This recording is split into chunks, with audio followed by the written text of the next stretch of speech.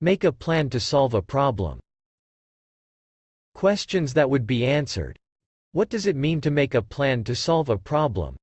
Why is making a plan to solve a problem important for my business? How do I make a plan and execute it? Connect with me via WhatsApp, +234 703 247 4726, to get more interesting videos.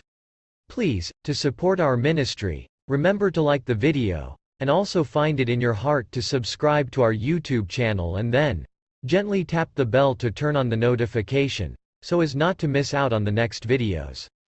Imagine Carol and Carmen sell caramels online. Business is taking off, which is great, but they've run into a problem. They don't have enough storage space. Luckily, they know their objective, which is to increase storage capacity, and they even know how much they need to increase it by. Carmen goes online and finds a decently sized and affordable shelving unit to put in their kitchen. After all their strategizing, though, the shelving unit arrives unassembled. Now, to turn their problem-solving strategy into a reality, the two of them are going to have to build and install the shelves themselves. How? When making a plan to solve a problem, it's best to keep things simple, and plan your tasks at the right level. In other words, don't get too detailed if you don't need to. Collaborate on the creation of your plan, with the people who will be responsible for the actions and outcomes included in it. This way it's clear to everyone who will be held accountable for what. Be flexible and accept that, no matter how well you plan, things will change, and your plan will have to change with them.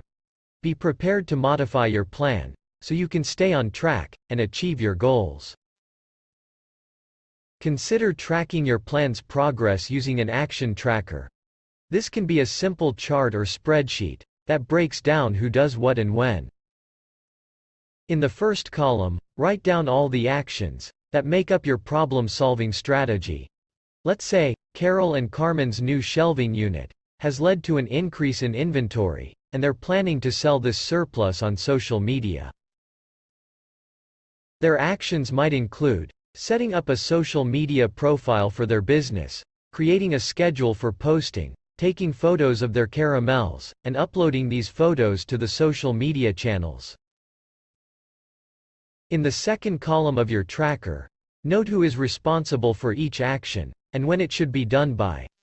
Discuss and agree on task ownership, and due dates with the people responsible, so that everyone is on the same page. For example, if Carol and Carmen decide to split up their tasks with their nephew Carson, they can discuss this during their weekly call with him. This establishes and confirms understanding and expectations for everyone involved. Once people commit to their actions and the due dates, share your action tracker with them. Review it regularly with the group, and keep everyone accountable by notifying people when actions are due soon, or overdue. Of course, in addition to any work that goes into problem solving, you and others you work with still have to do what it takes to keep your business running. As you stay busy with the day-to-day of your business, you'll never have free time to work on a project, unless you prioritize and make time for it. That's why it's important to carve out time to focus on your problem. Find the right amount of time to dedicate to solving your problem. For example, you could decide to dedicate 20% of your time to this problem, recognizing that the other 80% will go towards keeping your business running. No matter how great your action tracker looks, it will change. Don't be rigid about it. Part of tracking your progress is being willing to adjust your plan. Say, a week into taking caramel photos for social media, Carol and Carmen's nephew Carson's camera breaks. It's not the end of the world, but the project is going to be delayed now, and they need to adjust their plans. Things happen that are out of your control. Luckily, you can change your plans to account for these external influences. Whatever you do, don't become obsessed with your action tracker. Make it work for you, not the other way around. Listen up. Regularly meet with your team to check progress, and ensure that the work being done is the quality you want. If your team is large, you don't have to always meet with everyone.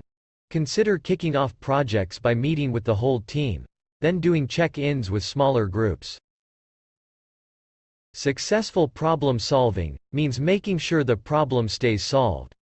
Without a plan to stick to your solution, things could return to the way they were. Carol and Carmen might have a social media page, all set up for selling caramels. Now they need someone to be responsible for maintaining the profile, and fulfilling the orders they get, not to mention taking photos of any new products. Create a list of responsibilities, for new tasks that have been created. Who will do what, once the project is over? Make sure you agree on these responsibilities, with the people you're assigning them to. Do this now. Making a plan to solve a problem is all about turning your strategy into action. So, let's create a checklist to make sure you're ready to take action. I'm ready.